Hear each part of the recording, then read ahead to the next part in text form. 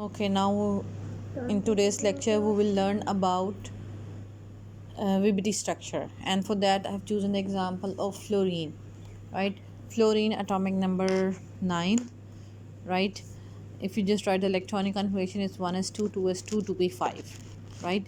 In S we have only one subshell, right? So there is no point. Then we have in a P we have three subshells, right? We have actually three dimensions like px, py, and pz, right? These are three sub energy levels or subshells in P, right? And each subshell is having the tendency of 2, right? So that's why P, the maximum tendency in P is 6, because each one is carrying 2 electrons, right? But for particularly for oxygen, right, it's like 1s2, 2s2, and 2p5, right? So we have 5 electrons available in P, right, while the full tendency of P is 6. If you just recall the electronic configuration, right, the subshell P is having a tendency of 6, right?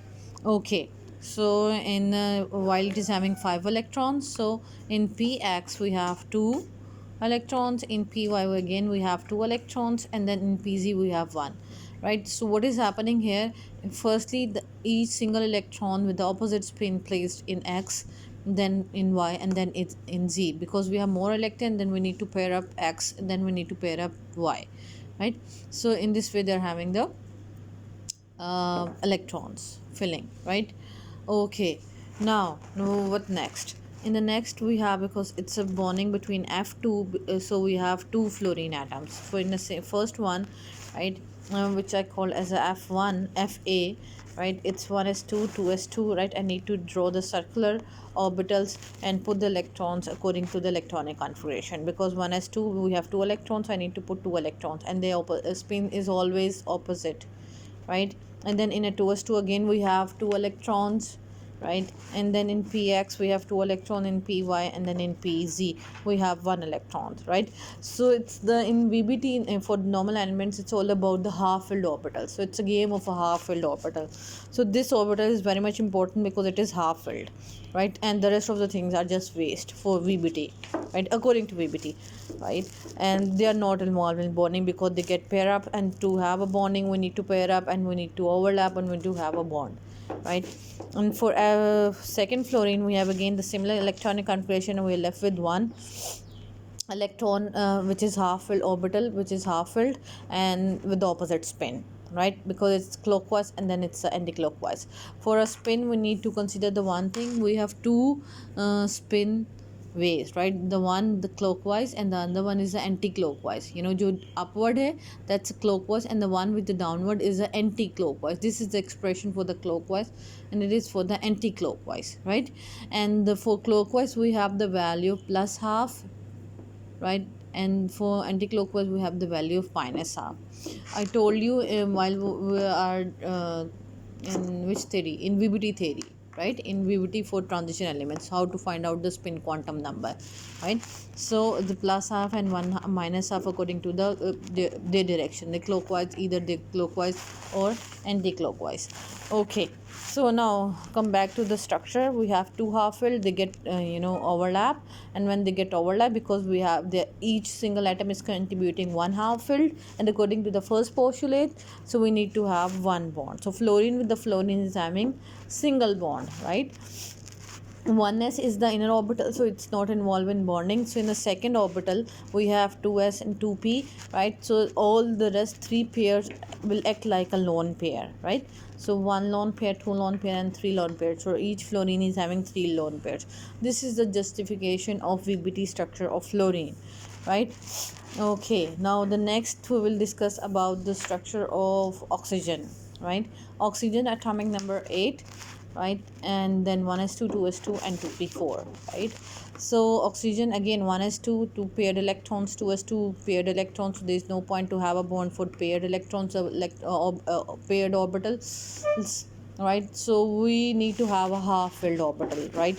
And to have a half filled orbital, then ultimately we will go for the bonding, right? So in a p orbital we have 4 electrons. In the again we have three different sub energy levels or subatomic orbitals of p, right? That's px, py, and pz.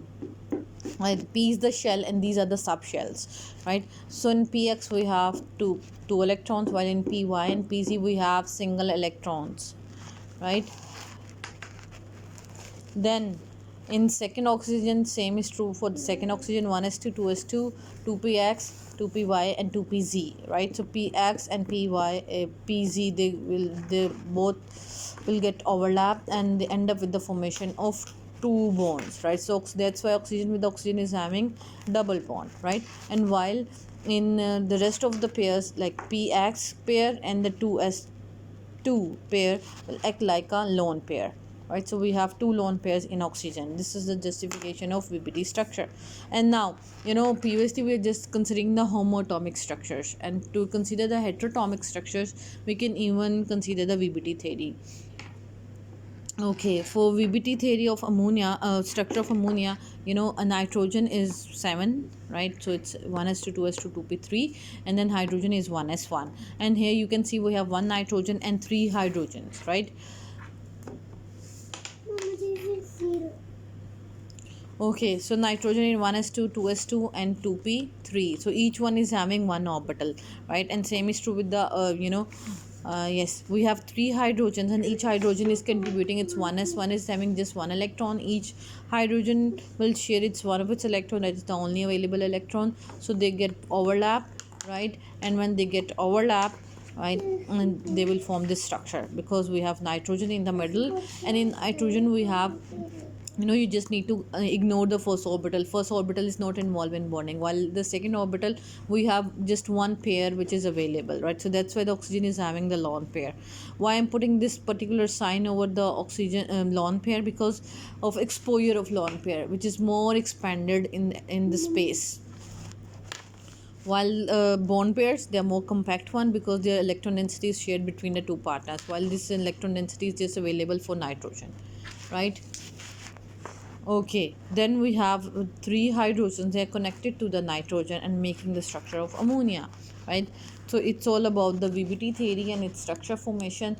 And there are certain limitations. It is very underdeveloped theory. It is not explaining a lot of things, right? So there are a lot of drawbacks of limitations of this VBT theory. Okay, thank you.